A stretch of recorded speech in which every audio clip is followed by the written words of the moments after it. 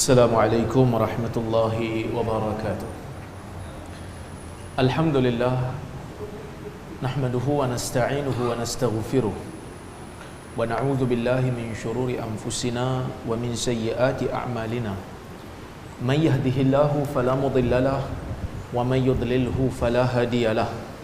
Ashhadu an la ilaha illallah wahdahu la syarikalah wa ashhadu anna Muhammadan 'abduhu wa rasuluh. Allahumma salli wa sallim ala Muhammad wa ala alihi wa sahbihi ajma'in, amma ba'd.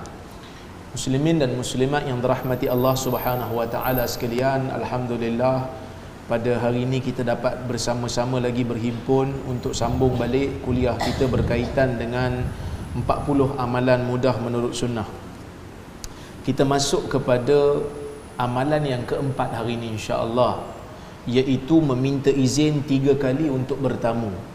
An Abi Musa al-Ash'ari radhiyallahu anhu qala Rasulullah sallallahu alaihi wasallam, "Iza sta'zana ahadukum thalatha falam yu'zan lahu falyansarif." Atau kama qala Rasulullah SAW, hadis riwayat Al-Bukhari. Maksudnya daripada Abu Musa al-Ash'ari. Abu Musa al-Ash'ari adalah seorang sahabat Nabi SAW yang berasal daripada Yaman.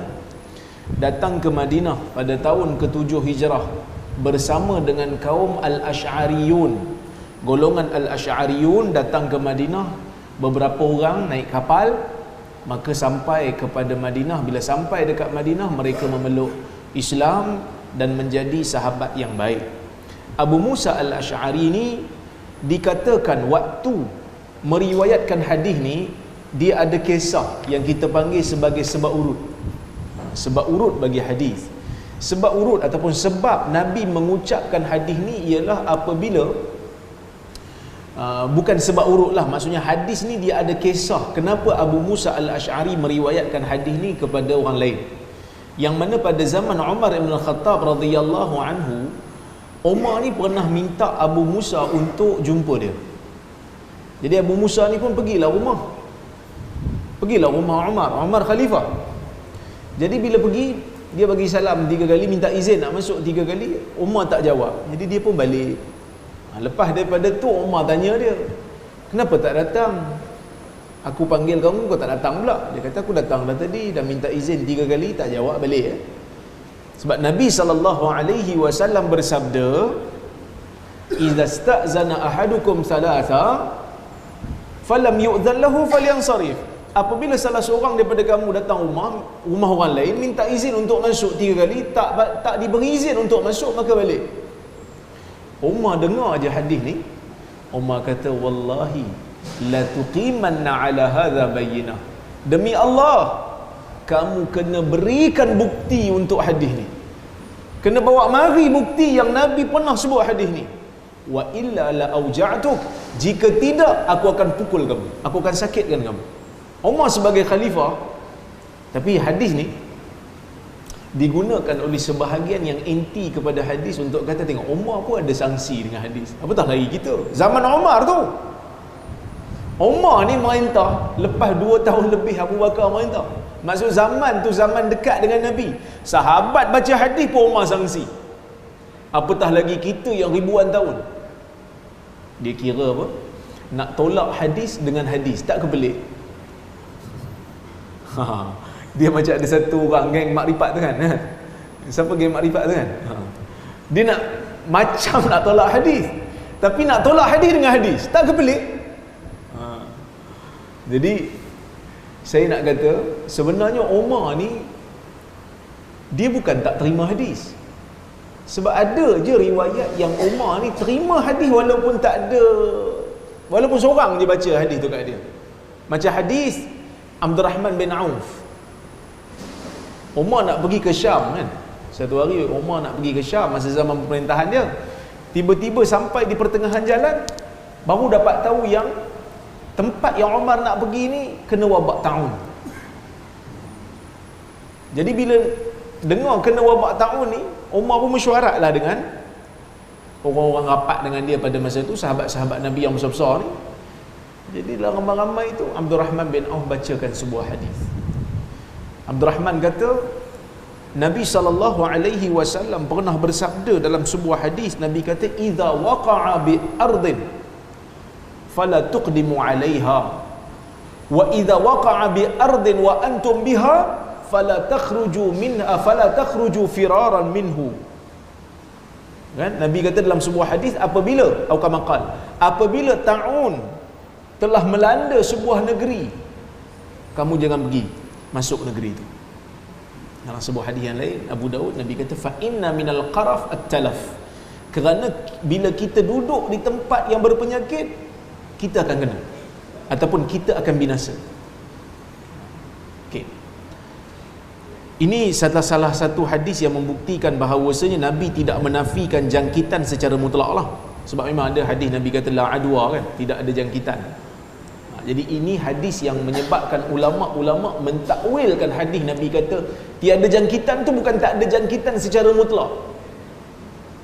Sebab Nabi tak bagi orang yang ada seseorang untuk pergi ke negeri yang ada ta'un.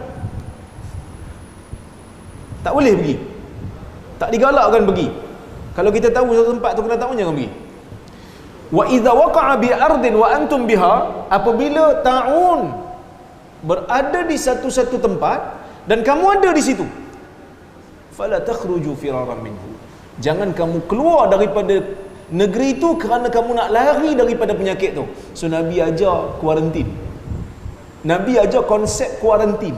Walaupun kamu tak kena lagi penyakit tu, kerana mungkin kamu tak kena tu disebabkan oleh kerana antibody kamu kuat. Jadi kamu hanya jadi pembawa. Kamu tidak ada kesan pada diri, tapi bila keluar mungkin orang lain akan kena. Ini saya tak tahulah, doktor-doktor mungkin tahulah kot, kan. Tapi Nabi nak ajar konsep kuarantin, nak kawal wabak, nak kawal sesuatu wabak. Okey, Umar bila dengar je hadis daripada Abdul Rahman ni, Umar terus terima. Umar tak kata kena bawa saksi, tak. Umar terus terima. Umar terus tak jadi masuk, menunjukkan Umar terima hadis. Habis tu kenapa Abu Musa ni Umar tak terima? Yang ni Umar memakai konsep berhati-hati. Abu Bakar pun ada waktu-waktu dia nak pakai konsep berhati-hati. Bukan kerana dia sangsi pada sahabat tu kerana sahabat menipu. Sahabat ni tak menipu. Tak ada kepentingan pun sahabat nak menipu. Tambah pasal hadis, apa kepentingan nak tipu? Pasal hadis minta izin 3 kali, apa kepentingan nak tipu? Tak ada kepentingan. Lainlah kalau dia buat cerita pasal benda yang dia sedang meniaga, dia bacakan hadis yang puji barang perniagaan dia. Adalah sebab dia, maksudnya bila seseorang nak buat satu benda salah dalam agama ni, dia mesti ada motif. Bukan kata benda salah dalam agama, benda jenayah dalam dunia moden sekarang ni pun, perkara pertama mesti orang tanya pasal motif, kan? Okey, so tak ada motif pun dia nak reka. Cuma Umar ni dia rasa macam mungkin Abu Musa ni silap kot, ataupun mungkin dia salah nukil kot, kan? Jadi bila Umar kata, kalau kau tak bawa saksi, aku sakitkan kau, aku pukul kau. Jadi Abu Musa ni takutlah dia. Umar nak pukul, Khalifah nak pukul. Dia pun pergi tempat perhimpunan orang-orang Ansar selalu duduk. Orang Ansar ni dia ada satu tempat yang dia orang suka duduk sama-sama di Madinah. Antaranya Saqifah Bani Sa'idah. Siapa yang pergi umrah, boleh tengoklah tempat tu, kan. Kawasan tu sekarang dijaga elok, ada taman-taman, dan situlah orang Ansar zaman dulu, di antara tempat-tempat orang Ansar suka berhimpun. Maksudnya kalau setakat berhimpun buat persatuan apa, mamak-mamak Muslim, yang tu saya ingat itu bukan Asabiah lagi lah. Sebab ada orang dia salah faham maksud Asabiah ni. Dia ingat Asabiah tu sokong bangsa. Tak, suka kepada bangsa sendiri, membantu bangsa sendiri, yang tu bukan Asabiah. Sebab tu golongan Asy'ariyun pun, golongan yang datang daripada Yaman ni pun, mereka ni bila datang ke Madinah, dia orang kan pendatang, kan. Jadi ada waktu-waktu dia orang ni miskin, tak ada makanan. So apa dia orang buat? Dia orang akan himpunkan makanan sama dia orang. Mana yang ada makanan bawa, kita buat potluck. Yang tak ada makanan, kalau lapar boleh datang. Nabi bila tengok tu, Nabi kata rahimallahu al-asy'ariyin, moga Allah merahmati golongan asy'ariyun, ana minhum wa hum minni. Mereka daripada aku daripada mereka, dan mereka daripada aku. Maksudnya apa yang mereka buat ni selari dengan apa yang aku ajar, iaitu berkongsi makanan ketika sukar, bantu membantu. Yang tu tak nama asabiah. Asabiah ni apa? Asabiah ni bantu dalam perkara maksiat, dalam perkara batil. Walaupun kita tahu batil, tapi kita bantu sebab dia puak kita. Tu asabiah. Dan asabiah ni boleh kena walaupun pada kumpulan yang kita namakan kumpulan agama. Bohlah nama kumpulan apa pun, Persatuan Islam ke, Persatuan Sunnah ke, tapi kalau kita tolong geng kita, bela geng kita, walaupun kita tahu dia salah, disebabkan dia puak kita, disebabkan kita rasa dia ni kawan baik kita, yang tu asabiah. Walaupun persatuan tu nama Islam, walaupun persatuan tu nama sunnah, walaupun pertubuhan tu nama pertubuhan ahli sunnah, tu asabiah. Jadi orang Ansar ni duduk sama-sama dia orang, duduk sekali sembang, tiba-tiba datanglah Abu Musa ni. Abu Musa datang, dia macam terkejut, muka takut, nak kena pukul kan. Sebab Umar kata kau kena bawa saksi seorang, kalau tak aku pukul. Dia pun takut, siapa pula aku nak cari ni, Nabi dah wafat dah, kau tak boleh tanya Nabi terus kan. Jadi dia, orang Ansar pun tengok, apa hal ni? Dia kata tadi aku baca hadis pada Umar minta saksi pula. Jadi Muhajirin tanya, hadis apa yang kau baca? Hadis ni Nabi kata, aku pernah dengar Nabi kata, idza sta'zana ahadukum thalathan falam yu'zan lahu falyansarif. Apabila salah seorang daripada kamu minta izin untuk bertamu 3 kali dan tak diberi izin, maka balik. Jadi orang Ansar kata, kalau hadis tu tak payah orang besar-besar lah, Abu Sa'id pun boleh. Abu Sa'id ni muda lagi, so dia kata kalau tara ni punya hadis tak payah orang besar-besar, tak payah hotai pergi, kami hantar yang muda-muda je. Nak ceritanya apa? Nak ceritanya benda tu diketahui di sisi orang Ansar, dan nak bagi tahu dalam bab agama ni ada bab yang orang besar pun ada terlepas pandang walaupun benda tu kecil. Ini sebenarnya modal nak pelepah diri ustaz lah. Kalau orang tanya soalan kat ustaz kan, ustaz apa hukum ni? Saya minta maaf, saya tak tahu. Saya tak tahu. Ada orang kata, apa ustaz, ngaji sampai PhD ni pun tak tahu. Kita kena jawab, Umar pun ada hadis dia tak tahu. Yang mana Abu Sa'id tahu, orang muda tahu, Umar tak tahu. Ada hadis, ini yang disebut oleh Ibn Taymiyah dalam Raf'ul Malam, ketika membicarakan tentang bagaimana nak defend golongan ulama-ulama yang terawal ni. Ada hadis yang mereka terlepas pandang kerana kita adalah insan. Demikian juga yang disebut oleh Al-Imam Syafi'i, tidak mungkin satu orang yang hidup selepas zaman Nabi mengetahui keseluruhan hadis yang ada. Satu orang tak mungkin tahu semua hadis, tak mungkin. Akan ada yang terlepas satu dua. Kalau dia ni paling alim lah dalam umat ni, mesti ada satu dua dia terlepas. Habis tu kalau dia terlepas tu macam mana Ustaz? Tak apa, orang lain tahu. Kerana Allah Azza wa Jal menjadikan manusia ni ada kekurangan. Yang tahu semua pasal agama ni hanyalah Nabi Muhammad sallallahu alaihi wasallam. Tapi kalau kita tak tahu pun tak apalah, kerana orang lain tahu. So umat ni sifat dia lengkap melengkapi. Sifat umat lengkap melengkapi. Sebab tu mazhab pun ada 4. Mazhab fiqh yang masyhur yang kekal sampai hari ni di sisi ahli sunnah 4. Kerana 4 ni saling lengkap melengkapi. Tak boleh satu orang kata saya ni bermazhab Syafi'i, dan mazhab Syafi'i ni lah yang paling betul dalam semua keadaan di sisi Allah. Tak boleh.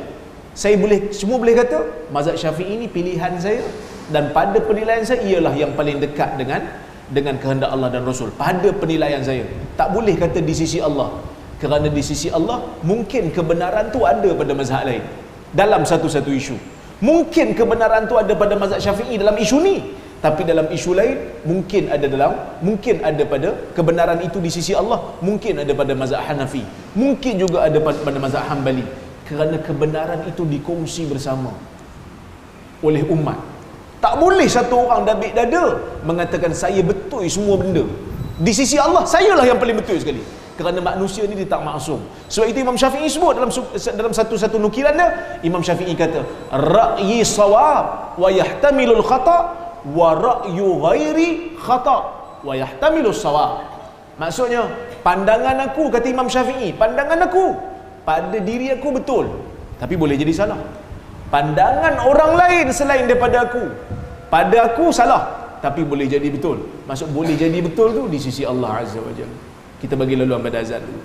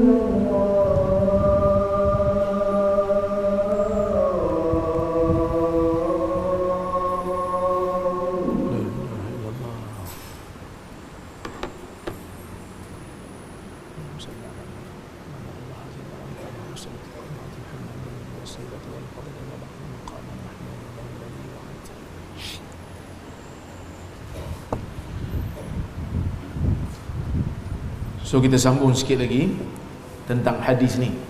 Baik. Jadi apabila Abu Musa al-Asy'ari membacakan hadis ni kepada Nabi SAW, maka setelah Abu Sa'id al-Khudri menjadi saksi, maka Umar pun menerima hadis ni. Jadi apa yang kita boleh ambil faedah daripada hadis ni ialah yang pertama sekali, menjadi sunnah bagi orang yang ingin datang kepada rumah orang lain untuk meminta izin kepada tuan rumah 3 kali. Sunnahnya 3 kali. So bila nak minta datang rumah orang tu, rumah orang ni maksudnya sama ada dia tu pemilik pada rumah tu, pemilik asal, ataupun orang yang diberi izin untuk tinggal, sama ada dia tu penyewa ataupun peminjam. Jadi kalau kita nak masuk rumah, walaupun rumah tu rumah kita, tapi bila kita dah bagi dia sewa, maka kita nak masuk dalam rumah tu pun kena minta izin. Ataupun rumah tu kita bagi orang duduk sekejap, tinggal. Jadi selagi mana dia duduk dalam tu dengan izin kita, dan kita dia nak masuk, kena minta izin. Kena minta izin. Kenapa kena minta izin? Supaya kita tak terlihat aurat orang yang ada dalam rumah. Sebab itu dalam hadis Nabi kata, innama ju'ila al-istidhan min ajlil basar, atau kama qala, sesungguhnya pensyariatan minta izin sebelum masuk mana-mana rumah yang bukan rumah kita adalah disebabkan penglihatan. Maksudnya disebabkan Nabi tak nak kita terlihat aurat, terlihat benda-benda yang tak sepatutnya kita lihat. So Islam dalam bab ni dia menjaga adab. Dia menjaga adab. So jangan main rendah je dalam masuk. Minta izin. Baik. Maka sebab itu saya sebut di sini, tidak dibenarkan masuk ke dalam rumah orang lain melainkan dengan meminta izin. Ini adalah adab yang diajarkan oleh Islam, kerana rumah seseorang adalah hak peribadi dia. Maka selagi belum diizinkan masuk, maka seseorang tidak berhak memasukinya. Ini adalah ijma' para ulama. Tak boleh masuk. Kalau dia tak bagi izin, tak boleh masuk. Kalau masuk, kita dikira menceroboh hak peribadi orang. Okey. Izin ni disyaratkan walaupun pintu sememangnya sudah sedia terbuka. Selagi mana bukan rumah kita, selagi mana kita tak duduk di situ, ada orang lain duduk di situ, jangan masuk. Jangan kata kalau dia tak pergi masuk mesti ditutup pintu, ni buka aja. No. Kerana buka tu mungkin bukan dia yang buka, angin tolak, ataupun mungkin anak dia yang buka. Maka adab jangan masuk walaupun pintu dah terbuka. Okey? Ini supaya tetamu yang datang tidak terlihat aurat pemilik rumah. Hukum ni terpakai untuk semua rumah yang bukan rumah kita, sama ada yang tinggal di rumah itu pemilik rumah, penyewa atau peminjam. Selagi mana dia mempunyai hak ke atas rumah tu, maka kita kena minta izin bila nak masuk. Okey? Jika tetamu yakin yang pemilik ni bila kita bagi salam dia tak dengar. Kita ni bagi salam 3 kali, tapi kita yakin dia tak dengar ni. Kita tahu dia dalam rumah, kita dah bagi salam 3 kali dah. Assalamualaikum, saya nak masuk. 3 kali dia tak jawab, tapi kita tahu dia tak dengar. Mana mungkin suara kita tak kuat, ataupun mungkin dalam tu bising dengan suara radio ke apa, dia tak dengar. Boleh tak bagi lagi? Yang ni ulama khilaf. Sebahagian ulama kata boleh, sebahagian kata tak. Nabi kata 3 je lah, kan? Tapi benda ni dia bukan benda ibadat yang akal tak boleh fikir. Benda ni benda yang akal boleh fikir. Bahkan Nabi SAW pun masa dia syariatkan, masa baginda syariatkan hukum ni, dia bagi tahu siap-siap, aku syariatkan minta izin ni supaya tak terlihat aurat. Dan minta izin ni nak bagi tahu kat tuan rumah kita nak masuk. Selagi mana dia tak dengar, maka ia tak dikira sebenarnya. Jadi pendapat yang rajihnya adalah kalau kita percaya dia tak dengar, dan boleh bagi lagi. Cara nak bagi salam tu, nak minta izin tu macam mana? Sunnahnya adalah memberi salam, sebut nama dan minta izin. Berdasarkan kepada hadis riwayat Al-Bukhari daripada Jabir radhiyallahu anhuma, dia kata ataitun nabiyya sallallahu alaihi wasallam fi dainin kana ala abi fadaqaqtul bab faqala man dha faqultu ana faqala ana ka'annahu karihaha. Maksudnya para ulama menyebut daripada hadis ni, Sunnahnya bila kita nak minta izin ni, pertama bagi salam, boleh ketuk pintu. Kadang-kadang kita bagi salam, dia tak dengar, so kita ketuk pintu. Sebab dalam hadis ni Jabir kata, aku datang rumah Nabi SAW. Aku datang rumah Nabi kerana aku nak tanya Nabi tentang hutang yang ada ke atas ayahku.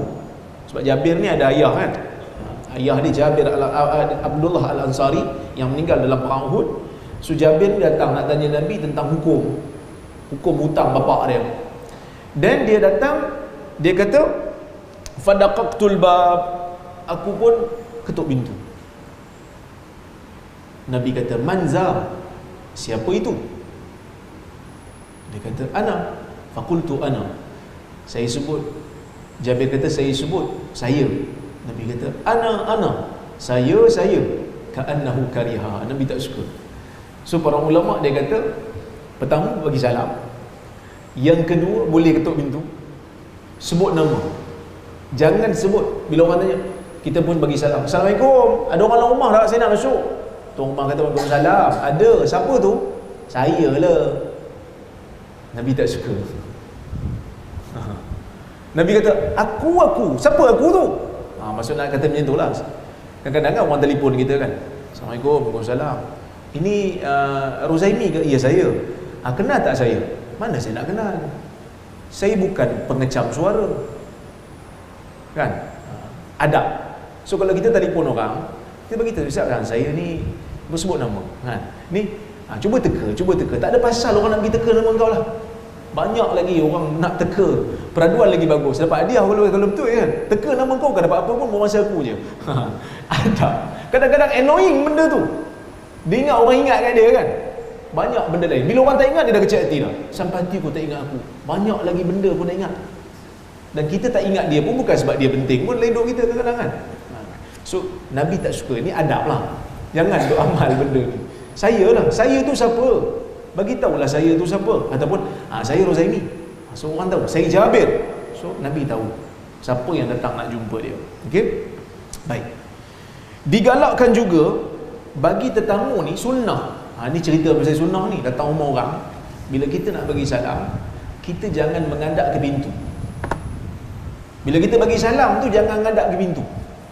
Biarlah berada di sisi kanan pintu ataupun belah kiri. Berdasarkan hadis Abu Daud, kata para sahabat, Abdullah bin Busur kata, kana Rasulullah sallallahu alaihi wasallam idza ata baba qaumin lam yastaqbilil bab min tilqa'i wajhi lakin min ruknihi al-ayman aw al-aysar.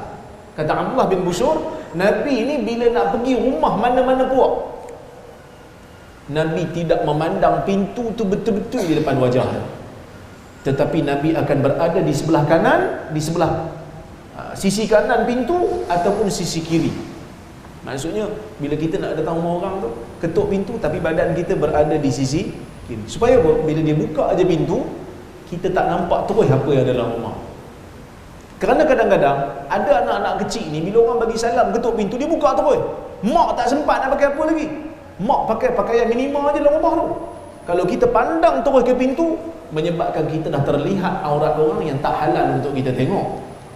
Dan pandanglah ke kiri, berdirilah di sisi kanan pintu ataupun kiri. Kan? Dan menerima tetamu ni dia bukan satu kewajipan lah, tapi dia adalah sunnah yang dituntut. Maksudnya bila kita bagi salam, Assalamualaikum, Waalaikumsalam, saya datang ni nak bertamu, nak minta izin, boleh masuk? Dia minta maaf lah, saya tak boleh terima tetamu sekarang ni, saya sibuk. So balik lah. Tak boleh lah kata teruknya benda ni tak bagi, aku datang pada jauh. Tak apa, rumah orang lain ada lagi. Tapi kalau kita dah terima dia sebagai tetamu, dan kita kena muliakan dia. Kita kena muliakan dia kerana kita dah terima dia. Tapi sebelum dia masuk, kita boleh bagi tahu siap-siap, saya tak boleh terima tetamu waktu ni, saya sibuk umpamanya. Boleh. Baik, kita tengok amalan yang kelima. Memberi salam kepada mereka yang dikenali ataupun tidak. An Abdullah bin Amr radhiyallahu anhuma qala anna rajulan sa'ala an-nabiy sallallahu alaihi wasallam ayyul islami khair, qala tut'imu at-ta'am wa taqra'u as-salam ala man 'arafta wa man lam ta'rif, Rawahul Bukhari wa Muslim. Maksudnya, kata Abdullah bin Amr radhiyallahu anhuma, dia kata seorang lelaki datang bertanya Nabi SAW. Dia tanya Nabi satu soalan yang simple. Ya Rasulullah, mana satukah Islam yang paling baik? Itu soalan dia simple. Mana satu Islam yang paling baik? Nabi kata, tut'imut ta'am wa taqra'us salam ala man 'arafta wa man lam ta'rif. Memberi makan dan memberi salam kepada orang yang kau kenal dan orang yang kau tak kenal. Nabi ajar tentang adab. Sebenarnya soalan tentang ni sahabat tanya kat Nabi banyak. Ayyul islami khair, ayyul a'mali afdal.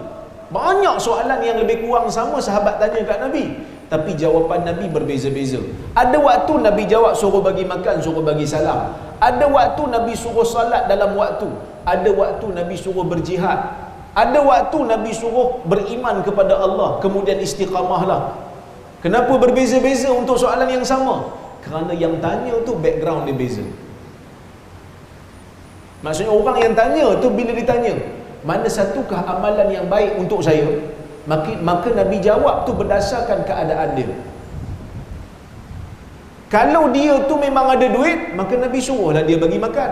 Kalau dia pun makan tak cukup, tak datang kat Nabi, ya Rasulullah, mana satu amalan paling baik? Nabi kata, berilah makan pada orang lain. Dia akan kata, aku nak makan untuk diri aku pun tak cukup, maka akan membebankan dia. So Nabi SAW meraihkan perbezaan manusia dan nak bagi tahu pada kita, jalan nak buat kebaikan ni banyak pintu. Ada orang masuk syurga dengan pintu salat, ada orang masuk syurga dengan pintu banyak puasa, ada orang masuk syurga dengan pintu zakat dan sedekah. Tapi bukan maksud kita boleh abaikan benda wajib kena buat lah, tapi memperbanyakkan salat. Mungkin ada orang yang minat salat sunat banyak-banyak. Ada orang dia tak sempat, dia kerja jadi jaga, jadi guard, kan? Takkan nak solat sunat waktu bertugas. So dia tak mampu. Mungkin dia mudahkan urusan orang lain dalam bab yang lain, membersihkan jalan daripada duri dan bahaya umpamanya, kan? Itu juga adalah sunnah. Bahkan itu di antara tanda-tanda keimanan. Kerana tak ada kepentingan apa pun dia nak bersihkan jalan tu, semata-mata kerana nak supaya orang yang menggunakan jalan tu menerima kemudahan ataupun tak bahaya pada dia. So jalan nak buat kebaikan ni banyak. Ada orang menyampaikan ilmu, ada orang memberikan duit kepada orang lain untuk belanja, maka Allah memberikan kelebihan kepada manusia ni tak sama. Jadi yang ada ilmu lebih sikit daripada orang lain, sedekahkan ilmu. Sebab tu orang pernah tanya pada Imam Malik, kan, kau ni mengajar je, ibadat tak ada, kan? Ngajar je kau ni, tak ada ibadat. Imam Malik sebut benda yang sama. Ada orang Allah Ta'ala bagi dekat dia ilmu lebih sikit, maka dia sampaikan ilmu itu juga dikira sebagai amal ibadah. Cumanya kena hati-hati, orang yang bagi ilmu ni pun janganlah sampai mengabaikan benda yang wajib atas dia. Okey, baik. Sebab itu disebut kat sini memberi makan dan memberi salam kepada orang yang dikenali ataupun tidak. Beri makan ni penting, dan benda ni mengeratkan hubungan. Bukan semesti beri makan ni kena buat kenduri besar-besar, tak semesti. Beri makan ni sekadar pun boleh, ha? Sebab itu Nabi sebut dalam hadis yang lain, Nabi kata, ittaqun nar walau bisyaqqi tamrah. Takutlah kamu dengan neraka Allah walaupun hanya dengan sedekahkan separuh daripada tamar. Maksud kamu kena takut dengan neraka, buat amal banyak-banyak walaupun sekadar bagi sebelah je tamar. Kita makan tamar, tengok orang sebelah tak ada, kita buat apa? Kita koyak, kan, sebelah bagi dia, nah, kan, bagi. Itu pun dikira sebagai amal baik. Cuma kadang-kadang kita agak tersekat nak buat benda baik ni, sebab ada satu budaya orang kita yang bila buat benda kecil-kecil ni akan dipandang lekeh. Ni pun bahaya juga, kan? Buat benda baik kecil macam mana pun ia adalah kebaikan, dan kita kena iktiraf itu baik. Kita jangan pelekeh, alah macam tu baik tak payah. Dia kalau ada sifat macam tu, dia macam sifat orang munafik zaman dulu lah.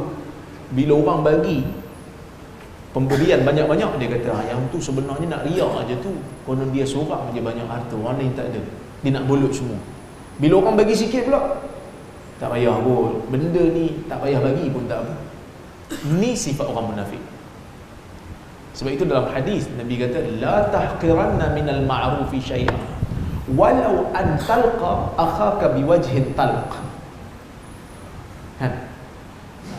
Fa in ishtaraita lahman aw qidra fa akthir maraqatahu waghrif li jarika minhu atau kama qala. Jangan ada di kalangan kamu ni satu puak yang suka memperlekehkan benda baik, walaupun hanya sekadar. Jangan kamu rasa lekeh benda baik ni, walaupun hanya sekadar kau jumpa saudara semuslim kau ni dengan wajah yang ceria, tak ada apa nak bagi kat dia hari ni, jumpa dia buat muka ceria, itu pun dikira sedekah. Itu pun dikira sebagai sedekah. Itu dikira sebagai perkara yang baik. So Nabi tak bagi kita pelekeh. Jadi siapa-siapa, Nabi kata, yang membeli daging ataupun beli gulai, gulai ni macam lauk lah, Nabi kata banyakkan kuah, cedok kuah tu bagi kat jiran. Tak diisi nak bagi, mungkin tak cukup untuk keluarga, Nabi kata bagi kuah pun cukup. Tapi cuba kita bayangkan hari ni kita bagi jiran kuah aja, kan? Jiran kan tanya, kuah aja ke? Itu pun patutnya kita cakap terima kasih lah, bagi kuah pun awak ingat kat saya, kan? Jadi benda-benda baik ni jangan ada yang lekehkan, walaupun hanya dengan jumpa saudara dengan muka yang senyum. So beri makan memberikan kesan yang baik. Terutama kalau orang musuh dengan kita belanja dia makan. Terima kasih lah awak kutuk saya dalam email, tak apa saya belanja awak makan. Dia akan rasa macam lain, dia ni tak sihat ke apa? Tak, kerana memberi makan akan menguatkan ukhuwah ukhuwah kerana Allah. Maka sebab itu saya sebut dekat situ, saya kata Islam sentiasa menyuburkan perkara yang mengeratkan ukhuwah sesama muslim. Memberi hadiah, sentiasa senyum, mengucapkan kebaikan, memberi makan dan memberi salam adalah perkara yang boleh mengeratkan hubungan ukhuwah sesama muslim.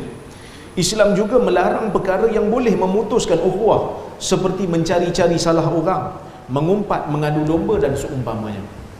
Hadis ini menganjurkan kita memberi salam sama ada kepada orang yang dikenali ataupun tidak. Ini hukum. Jadi kalau kita tengok satu orang tak kenal, sunnah bagi salam. Assalamualaikum, Assalamualaikum. So kita kena budayakan benda ni dalam masyarakat, supaya budaya bagi salam ni hidup. Dekat negara Arab, budaya bagi salam hidup. Masuk kedai bagi salam, masuk dalam bas pun bagi salam. Tapi ustaz, kalau naik atas bas, bukan semua orang Islam di dalam tu, ada orang tak Islam. Tak apa, selagi mana ada orang Islam bagi salam. Masuk naik atas bas, Assalamualaikum. Kan? Sama. Turun turun, kita turun pejabat masuk kedai kan. 7-Eleven umpamanya kan. Masuk, tengok ada orang Islam bagi salam, Assalamualaikum. Saya pernah masuk 7-Eleven depan Tanjung Malin, dekat UPSI tu. Saya masuk, dia ada bunyi kan, ting tong kan. Saya bagi salam, Assalamualaikum. Terkejut dia. Waalaikumsalam. Dia ingat malaikat mau masuk. Jatuh orang bagi salam agaknya, kan? Kena budayakan bagi salam kepada orang yang kita kenal ataupun tak kenal. Dan di antara petanda kiamat yang disebut oleh para sahabat ialah memberi salam hanya dikhususkan kepada orang yang dikenali. Sedangkan di zaman salafus salih, memberi salam ni dibudayakan kepada masyarakat muslim. Sebab itu dalam hadis Abdullah bin Salam, perkara pertama yang Nabi sebut bila sampai di Madinah yang dia dengar, kata Abdullah bin Salam, ialah Nabi kata apa? Afshus salam wa at'imu ta'am. Sebarkan salam, beri makan. Itu di antara perkara pertama. Nak bagi ukhuwah kita rapat. Hari ni bergaduh, kan? Nabi kata bila orang bergaduh pun nak dalam perkara bergaduh dalam urusan dunia, sampai hari ketiga bagi salam.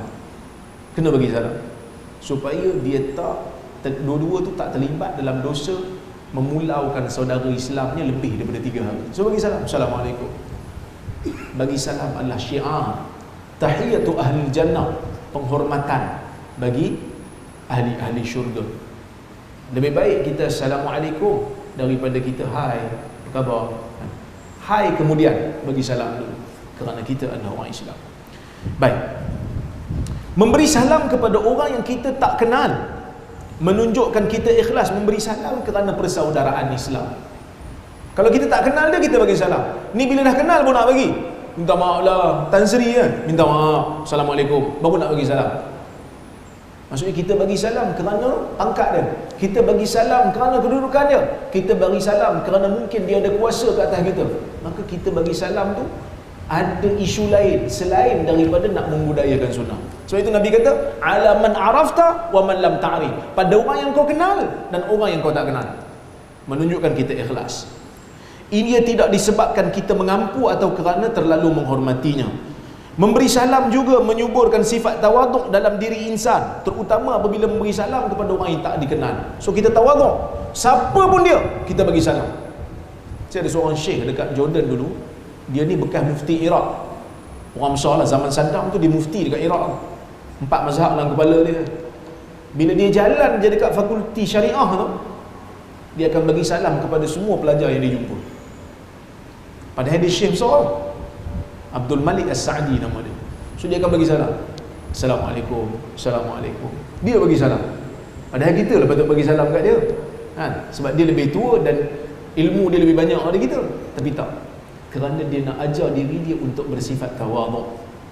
Baik. Lafaz hadis ini umum, iaitu menyebarkan salam kepada semua orang, tetapi ia dikhususkan hanya kepada Muslim. Kerana ada hadis Nabi kata, la tabda'u ahlal kitab bisalam, kamu jangan mulakan salam kepada orang-orang ahli kitab. Maksudnya kalau orang tu bukan Muslim, orang Islam tak boleh mulakan salam pada dia. Tapi kalau majlis tu ada orang Islam dan orang bukan Islam, boleh bagi.